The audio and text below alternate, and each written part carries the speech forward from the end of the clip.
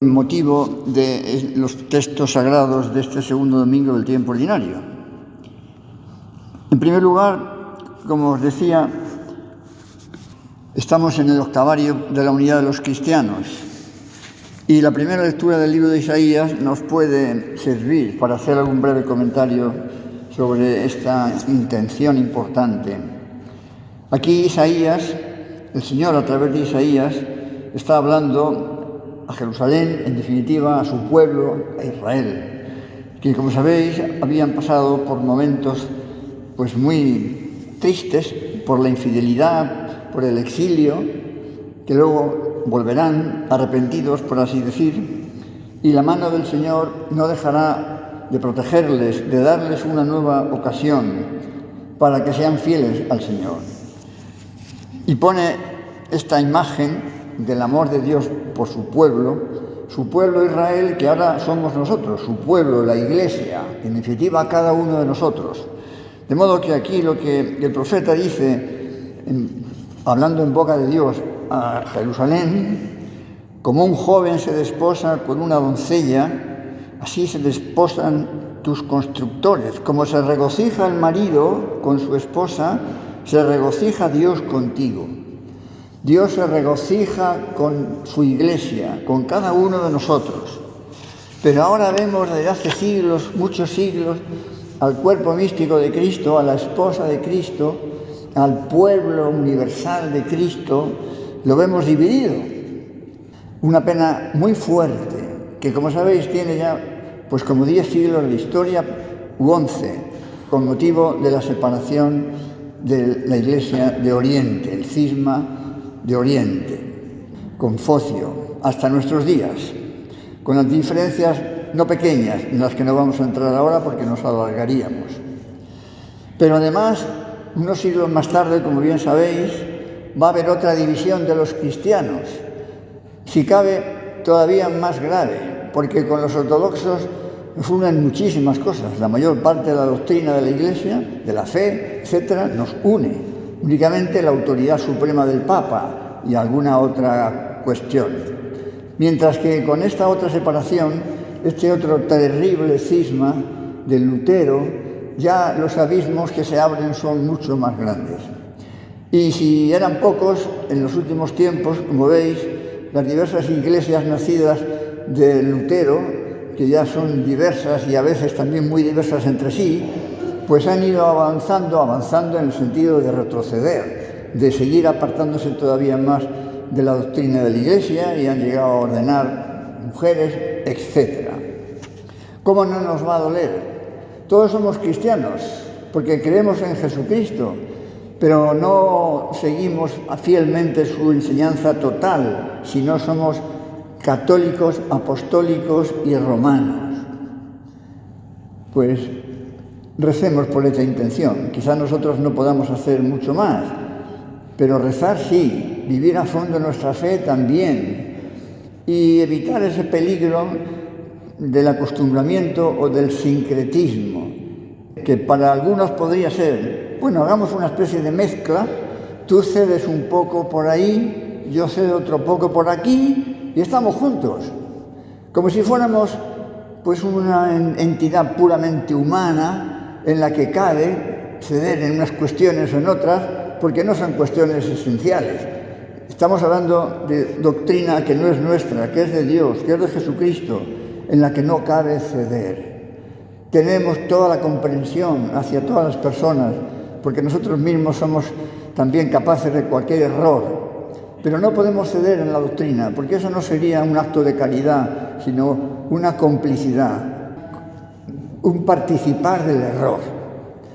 Contad las maravillas del Señor a todas las naciones, nos dice el Salmo. Esas maravillas son las de la Iglesia fundada por Jesucristo, de las que el mundo está tan necesitado. No ya solo en este ámbito de la unión de los cristianos, porque luego habría otro ámbito de la unión o de la desunión que no deja de ser igualmente serio. Me refiero a cristianos católicos que incluso pueden estar bautizados, ahora ya desgraciadamente, como sabéis, en tantos lugares, también aquí en nosotros en España, ya hay algunos, o no pocos, que ya no están bautizados, y por tanto ahí la unidad se ha roto todavía más. No pertenecen a la Iglesia. Y ya a veces no tenemos que ir muy lejos, porque cerca de nuestra familia podemos tener ya situaciones pues, que nos duelen. Pues también por esto, ¿cómo no? Y todavía más, tenemos que rezar. Tenemos que ayudar a dar buena doctrina, a que conozcan a Jesucristo, que no se dejen llevar de una mentalidad pagana, de una mentalidad materialista, en la que se perdería el sentido de la vida. Tema importante, allí lo dejo, no podemos avanzar mucho más, porque me alargaría demasiado, ¿no? Y nos vamos al Santo Evangelio, con esta riqueza impresionante del episodio de las bodas de Caná, con el que comenzamos, como decía, la vida pública del Señor. Y qué bonito que este episodio de la vida del Señor enmarque, como digo, el comienzo de la vida pública, porque no puede ser algo más cercano a nosotros, más conocido, más familiar, una boda. La maravilla de ver a Cristo con su madre en la boda de aquellos hombres de Caná, cercano a Nazaret, cercano a Jerusalén, en fin, amigos, quizá de la infancia, no sabemos bien, a los que estaban invitados. Pues primera conclusión que podríamos sacar: Señor, que nosotros vivamos, que mi familia, que yo en mi casa con mis hijos, que vivamos de tal manera que tú puedas ser siempre, que tú seas siempre el primer invitado, que tú estés a gusto en nuestra casa, Señor, porque te tratemos bien, porque queramos vivir según tus enseñanzas. ¡Qué maravilla! Ojalá, otra gran petición, que el Señor pueda estar en todos los hogares cristianos, porque le tratamos bien, porque procuramos ser amigos suyos, es decir, vivir en gracia de Dios y tratarle en la oración, en los sacramentos. Y con él su madre.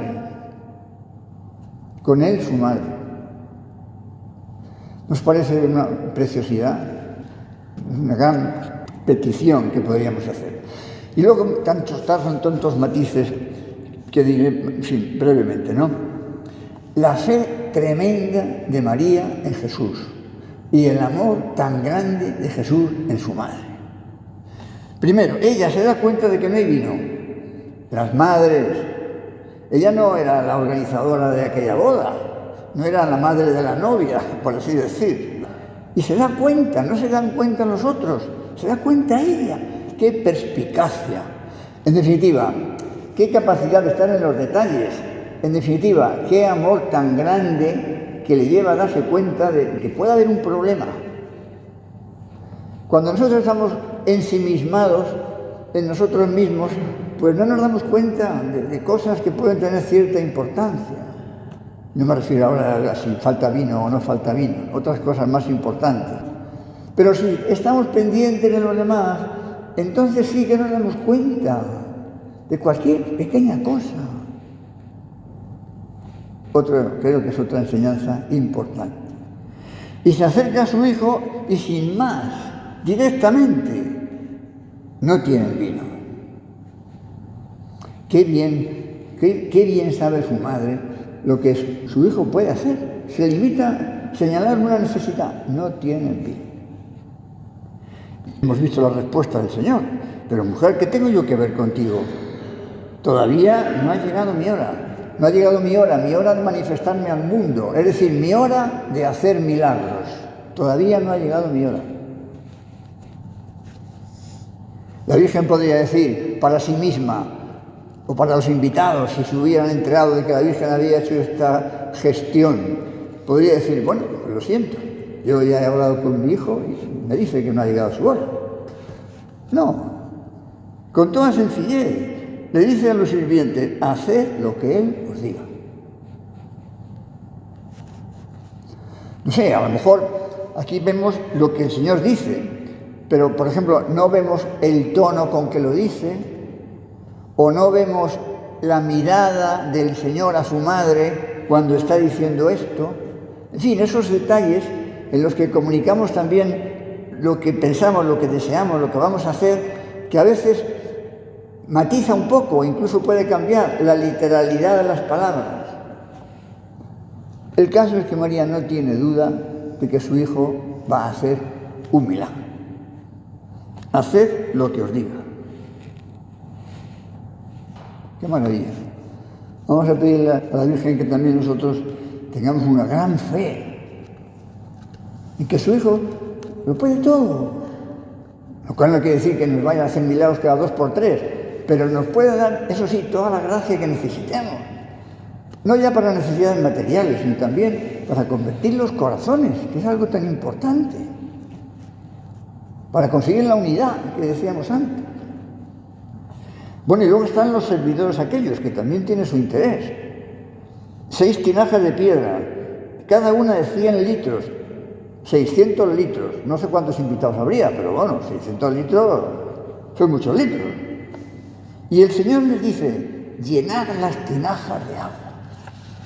Aquellos que no sabían para qué era, podrían haber pensado, pero este Señor, ¿por qué nos dice ahora? ¿Por qué hasta arriba las tinajas? ¿Por qué? Podrían tener una actitud crítica. No, nada. Dice el Evangelio, las llenaron hasta arriba. Es decir, que tenemos que acabar las cosas bien, que no podemos hacer las cosas a medias, hasta arriba. Otra enseñanza importante para ver cómo trabajamos nosotros, cómo cuidamos los detalles. Y ya, lo demás que ya vemos. Sacad ahora el vino y llevadlo al mayordomo. El mejor de los vinos. El mejor de los vinos. Es decir, cuando estamos cerca de Dios tenemos lo mejor, lo más grande, lo más valioso, lo que más necesitamos. El mejor de los vinos. Las maravillas del Señor. Cantad, contad las maravillas del Señor a todas las naciones. El mejor de los vinos. Todos queremos estar en paz, tener serenidad, tener eso, paz, a pesar de las dificultades, tener esperanza, tener un sentido sobrenatural de la vida. Todo eso es el mejor de los vinos. Queridos hermanos, si Dios es amor, quiere para nosotros lo más grande, lo más importante, lo que más llena el corazón, lo que más nos acerca a Él y por tanto a la plenitud de nuestra vida. Pues vamos a acompañarle en este comienzo de la vida pública como si fuéramos un apóstol más para aprender de Él y para ayudarle, por así decir, en esta tarea de la evangelización, para ayudar a muchos que se han quedado sin vino, que se han quedado sin alegría, sin la gracia de Dios, sin esperanza, y pueden tenerla. Y con nuestro trabajo y oración podemos ayudar a que lo consigan. Pues que así sea. Rezamos el credo.